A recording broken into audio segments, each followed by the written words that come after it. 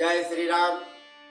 श्री राम सेवा आश्रम की ओर से श्री राम चंद्र जी का श्री रामचरितमानस कथा अयोध्या कांड में कथा को आगे बढ़ाते हुए जब राजा दशरथ ने प्रभु श्री रामचंद्र जी, लक्ष्मण और सीता को अंतिम समय में देखा कि हमारे पुत्र और बहू वनवास की ओर प्रस्थान कर रहे हैं, तो अंतिम समय में राजा दशरथ ने अपने मंत्री सुमंत जी को बुलाया और कहा, हे सुमंत, तुम जल्द ही घोड़े में रथ की तैयारी करो और हमारे पुत्र वधू सीता को जंगल तक छोड़ के आओ। यह कहकर राजा दशरथ अचेत हो गए और सुमंत जी तुरंत ही राजा की आज्ञा पालन करने के लिए उन्होंने रथ को सजाया और रथ को वहां ले चले जहां राम, लक्ष्मण और सीता वनवास जाने के लिए पूर्ण रूप से तैयार हो गई थी। तब सुमंत्र नृप वचन सुनाए, करि बिनती रथ राम चढ़ाए। चढ़ी रथ सिय सहित दो भाई, चले हृदय अवदय सिरुनाई। राजा की आज्ञा को मानकर सुमंत जी ने बड़े ही नम्र भाव से और विनम्रता से रामचंद्र जी को सुनाए और विनती करके उनको रथ पर चढ़ा लिए और सीता जी सहित दोनों भाई रथ पर चढ़कर हृदय में अयोध्या को सिर नवाकर चले गए और सभी नगरवासियों को मन ही मन प्रणाम करके अपना सिर नवा करके अपने राज्य से, साम्राज्य से जंगल की ओर प्रस्थान करते हैं। चलत राम लखन अवधयनाथा, विकल लोग सब लागे साथा। कृपा सिंधु बहु विधि समुझावहि, फिरहि प्रेम बस पुनि फिरि आवहि। श्री रामचंद्र जी को जाते हुए और अयोध्या को अनाथ होते हुए देखकर सब लोग व्याकुल होकर बड़े ही बेचैन भाव से होकर साथ लिए कृपा के समुद्र श्री रामचंद्र जी उन्हें बहुत तरह से समझाते हैं, तो वे अयोध्या की ओर लौट जाते हैं, परंतु प्रेमवश फिर लौट आते हैं। जब प्रभु श्री राम रथ में जा रहे हैं तो नगर के जितने भी नगर निवासी की आंख पड़ रही है कि हमारे राजकुमार रामचंद्र जी, लक्ष्मण और सीता जंगल की ओर जा रहे हैं। रथ के पीछे सभी जा रहे हैं, भाग रहे हैं, परंतु श्री रामचंद्र जी की आराधना और विनम्रता को देखकर बड़े ही भावुक और प्रेमवश फिर अपना पुनः वापस आ जाते हैं। कथा में वर्णित है,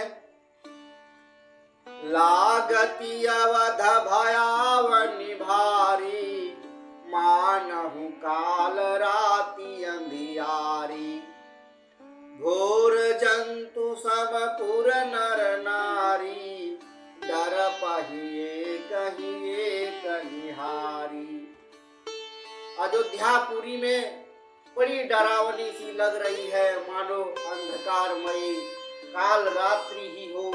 नगर के नर नारी भयानक जंतुओं के समान एक दूसरे को देख करके डर रहे हैं। मतलब कि श्री रामचंद्र जी जब अयोध्या को छोड़ दिए तब नगर के वासी एक दूसरे को देख करके डर रहे हैं और काल रात्रि के समान अपने ही सज्जन वृंद को देखकर भी उन्हें बड़ा ही भयावह लग रहा है कि कौन सा अंधियारी में कौन से ऐसे जमदूत आकर के खड़े हैं।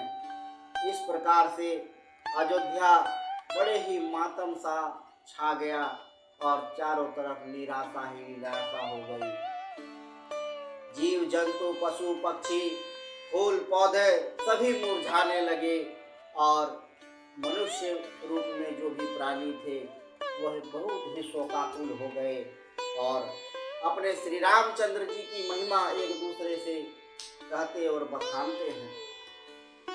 घर मसान परिजन जनु भूता सुत हित मीत मनहु जमदूता बाघन बिटल बोएली कुम्हियाहे सरित सरोवर देखी न जाही।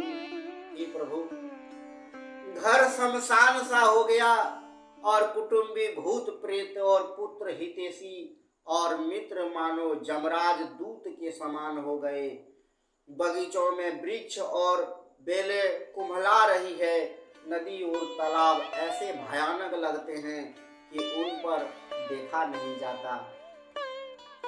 कहने का तात्पर्य है कि जब घर में किसी तरह का कलह कचकच और किसी तरह की एक दूसरे से प्रेम वश जब टूट जाता है और जब घर से कोई सज्जन वृंद जो घर को सुशोभित करने वाले और पौरुष जीवन जीने वाले जब घर से निकल जाते हैं तो बाद में लोगों को पता चलता है कि उनके बिना घर शमशान की तरह है, उनके बिना खुशियाँ बेकार सा हो गया। ये तो प्रभु श्री रामचंद्र जी हैं जो कि अयोध्या छोड़ करके चले गए। तो अयोध्या के वासियों को इतने दुख और सदमा लगते हैं कि हे प्रभु, विधाता ने किस तरह का आपदा की है, किस तरह का ये घनघोर काल चक्र और काल रात्रि दी है कि हमारे राजकुमार, हमारे प्रभु, हमारे जो यशस्वी हैं, जो आने वाली पीढ़ी को प्रेरणा देने वाले हैं, वही भगवान आज अयोध्या से चले जा रहे हैं। तो आगे की कथा को अगले कथे में, अगले दिन की जो अध्याय होगी उसमें विस्तार से बताया जाएगा। तो आज तक के वीडियो में बस इतना ही। जय श्री राम। जो हमारे चैनल को नए हैं सब्सक्राइब करें और कृपया करके एक दूसरे से शेयर करें और धर्म और संस्थान और अपने जीवन को बेहतर करने के लिए श्री रामचंद्र जी का जो रामायण है वो घर में सभी लोग अवश्य पढ़ें। जय श्री राम।